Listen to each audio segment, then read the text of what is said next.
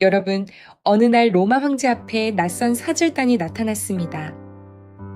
눈부신 갑옷을 걸친 사내들이 무려 400명이었습니다. 하나같이 키가 크고 잘생긴 이 사절들은 화려한 준마 위에서 황제에게 통보했습니다. 로마는 아시아 전체에서 당장 물러나라. 유럽이나 차지하고 만족하라. 수백 년 동안 세계의 주인으로 군림해온 로마가 처음으로 대등한 적수를 만난 순간입니다. 이토록 오만한 요구를 던진 왕은 대체 누구였을까요? 그 답은 잠시 뒤에 함께 확인하겠습니다. 안녕하세요.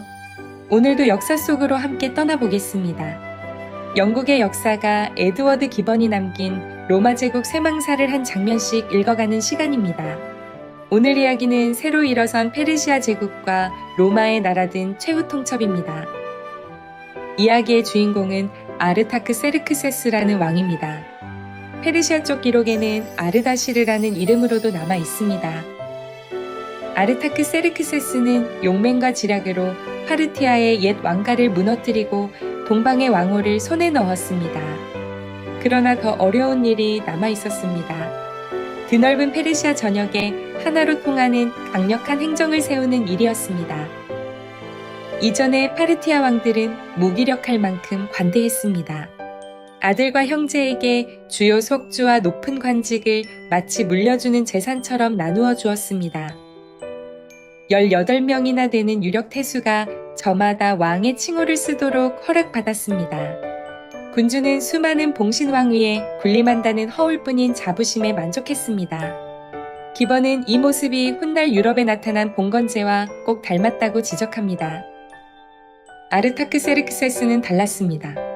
잘 훈련된 대군을 이끌고 페르시아의 모든 속주를 몸소 돌았습니다. 끝까지 맞선 반란의 우두머리들은 가차없이 처단했습니다. 그러나 그 부하들은 너그럽게 살려주었습니다. 기꺼이 복종한 사람에게는 명예와 재물이 돌아갔습니다. 그리고 자신 말고는 그 누구도 왕이라는 칭호를 쓰지 못하게 했습니다. 왕자와 백성 사이에 놓여있던 중간 권력을 모조리 없앤 것입니다. 이렇게 하나로 묶인 나라는 유프라테스 강과 티그리스 강, 카스피해와 페르시아만과 인더스 강에 이르는 큰 물줄기와 바다로 둘러싸여 있었습니다. 기번의 계산으로는 도시가 500개를 넘고 마을이 6만 개에 인구는 약 4천만에 이르렀다고 합니다. 나라 안을 평정한 야심가의 눈은 이제 바깥을 향하기 시작했습니다. 아르타크세르크세스는 먼저 만만한 이웃부터 손보았습니다. 북방의 거친 스키타이 부족과 인도 쪽 세력을 상대로 손쉬운 승리를 거두었습니다. 그러나 진짜 상대는 따로 있었습니다. 바로 로마였습니다. 로마는 지난날 이 땅에 깊은 상처를 남긴 나라였고 여전히 강력했습니다. 그 상처의 역사를 잠시 짚어보겠습니다. 티그리스 강계는 셀르키아라는 도시가 있었습니다. 그리스 사람들이 세운 식민 도시로 300명의 귀족 원로원이 다스렸고 시민은 60만 명에 이르렀습니다. 강 건너 겨우 5km쯤 떨어진 곳에는 크테시폰이라는 작은 마을이 있었습니다. 파르티아 왕들이 겨울 궁정을 즐겨 차리던 곳이라 마을은 어느새 큰 도시로 자라났습니다. 로마 황제 마르쿠스의 시대에 로마 장군들이 이곳까지 쳐들어왔습니다. 셀르키아는 불타고 약탈당했으며 주민 30만 명이 목숨을 잃었습니다. 기번은 이 학살이 로마 개선의 영광을 더럽혔다고 기록합니다. 그로부터 30여 년 뒤에는 세베루스 황제가 크테시폰을 함락했습니다. 성을 지키던 왕은 허둥지둥 달아났고 포로 10만 명과 어마어마한 전리품이 로마 병사들의 몫이 되었습니다. 로마는 여기서 그치지 않았습니다. 유프라테스강 너머의 작은 왕국 오스로에네를 집어삼키고 수도 에데사를 속주로 만들었습니다. 마지막 왕 아브가루스는 사슬에 묶인 채 로마로 끌려갔습니다. 이렇게 로마는 파르티아가 무너지기 10여 년 전에 이미 유프라테스강 동쪽에 굳건히 발을 딛고 있었습니다. 동방의 새 주인이 된 아르타크세르크세스에게 이 모든 일은 반드시 갚아야 할 빚이었습니다.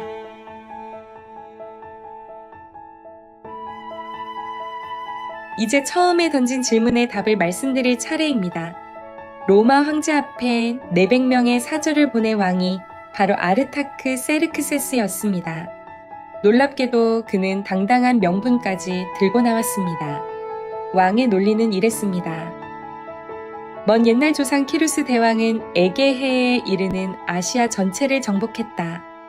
그 땅을 페르시아 태수들이 다스렸고 멀리 이집트까지 페르시아의 주권을 인정했다. 그 권리는 오랜 찬탈로 잠시 멈추었을 뿐 사라진 것이 아니다. 그러니 페르시아 왕관을 쓴 나의 첫 번째 의무는 옛 제국의 국병과 영광을 되찾는 일이다. 스스로를 대왕이라 칭한 아르타크 세르크세스는 로마 황제 알렉산데르 세베루스에게 사절단을 보냈습니다. 페르시아에서 가장 키가 크고 준수한 사내들만 골라 뽑은 400명이었습니다. 훌륭한 말과 눈부신 무장과 화려한 옷차림으로 주인의 위엄과 부를 한껏 뽐냈습니다.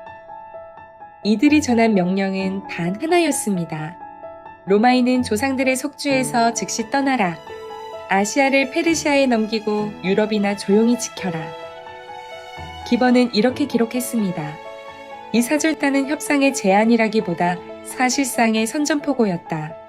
알렉산데르 세베루스와 아르타크 세르크세스는 각자 제국의 군사력을 끌어모아 몸소 군대를 이끌기로 결심했습니다. 전쟁의 결과는 어땠을까요? 로마 원로원에는 화려한 승전보가 도착했습니다. 황제가 직접 낭독한 연설문이 지금까지 전해집니다.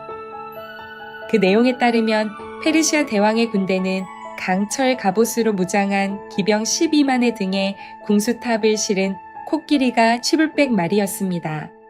낫을 단 전차도 1,800대나 되었다고 합니다. 알렉산데르 세베루스는 이 무시무시한 대군을 대회전에서 격파했다고 선언했습니다. 알렉산드로스 대왕의 승리에 견줄 만한 대승이라는 것입니다. 그런데 여기서 놀라운 반전이 기다리고 있습니다. 기번은 이 승전보를 믿지 않았습니다. 군주의 허영이 지어내고 아청꾼들이 부풀렸으며 멀리 있는 원로원이 그대로 받아 적은 이야기라고 잘라 말합니다. 오히려 이 거짓 영광의 불꽃은 진짜 치욕을 감추려는 연막이었다고 의심합니다. 당대의 역사가가 전하는 실제 전황은 이렇습니다. 로마는 세 갈래 길로 세 개의 군대를 동시에 페르시아로 밀어넣을 계획이었습니다. 그러나 첫 번째 군대는 바빌론의 늪지대에서 적에게 포위당해 쏟아지는 화살 속에 전멸했습니다. 아르메니아를 거쳐 메디아로 들어간 두 번째 군대는 몇 차례 승리를 거두었습니다. 그러나 겨울 산길을 되넘어 오다가 혹독한 추위와 험한 길에 수많은 병사를 잃었습니다. 정작 주력을 맡은 황제 본인은 어땠을까요? 경험이 없던 젊은 황제는 어머니의 만류와 자신의 두려움에 발이 묶였습니다. 메소포타미아에서 여름 내내 움직이지 않다가 병들고 지친 군대를 이끌고 안티오키아로 되돌아갔습니다. 반면 아르타크 세르크세스는 메디아의 산악부터 유프라테스의 늪지대까지 몸소 내달리며 모든 전선에서 침입군을 막아냈습니다. 그러나 이긴 쪽도 성한 곳이 없었습니다. 로마의 노련한 군단들과 맞붙으며 페르시아군은 정예 병력의 꽃을 잃었습니다. 아시아에서 로마를 몰아내겠다던 대왕은 결국 메소포타미아라는 작은 속주 하나 빼앗지 못했습니다. 승리조차 왕의 힘을 갉아먹었던 것입니다.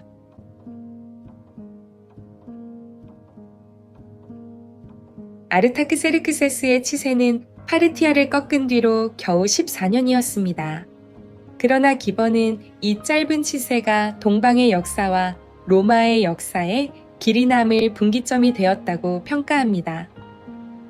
왕이 만든 법전은 페르시아 왕조의 마지막 날까지 나라의 근본으로 존중받았습니다. 왕이 남긴 말 가운데 통치의 본질을 꿰뚫는 명언도 전해집니다. 기번은 이렇게 기록했습니다. 군주의 권위는 군대가 지켜야 한다.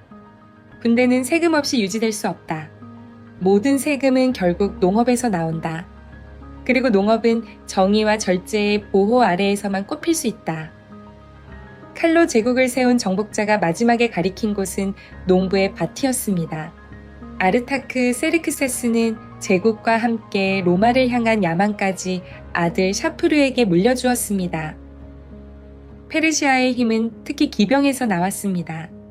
귀족의 자제들은 7살부터 3가지를 배웠습니다. 진실을 말하는 것과 활을 쏘는 것과 말을 타는 것입니다. 왕궁문 앞에서 무예를 닫고 길고 혹독한 사냥으로 절제와 복종을 익혔습니다. 왕에게 땅과 집을 받는 대신 전쟁이 나면 언제든 말에 올랐습니다.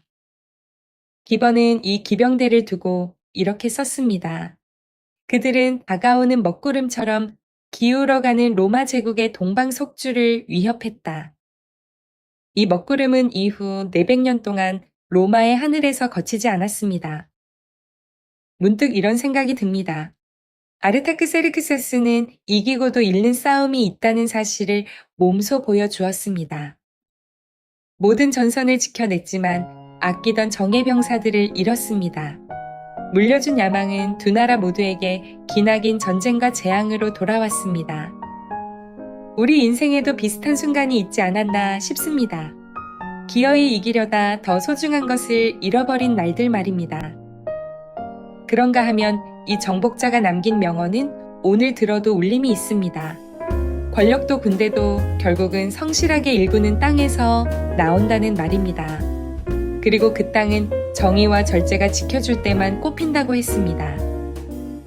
화려한 것들의 뿌리는 언제나 낮고 수수한 곳에 있습니다. 긴 세월을 살아오신 여러분이라면 이 말의 무게를 누구보다 잘 아시리라 생각합니다. 오늘은 로마 앞에 처음으로 당당히 맞선 나라, 새로 태어난 페르시아 제국의 이야기를 함께 나누었습니다. 다음 시간에는 로마를 위협한 또 하나의 칼날을 만나러 갑니다. 얼어붙은 북쪽 숲에서 살아가던 야만인들, 훗날 로마를 삼키게 될 게르만족의 맨얼굴 이야기가 이어집니다.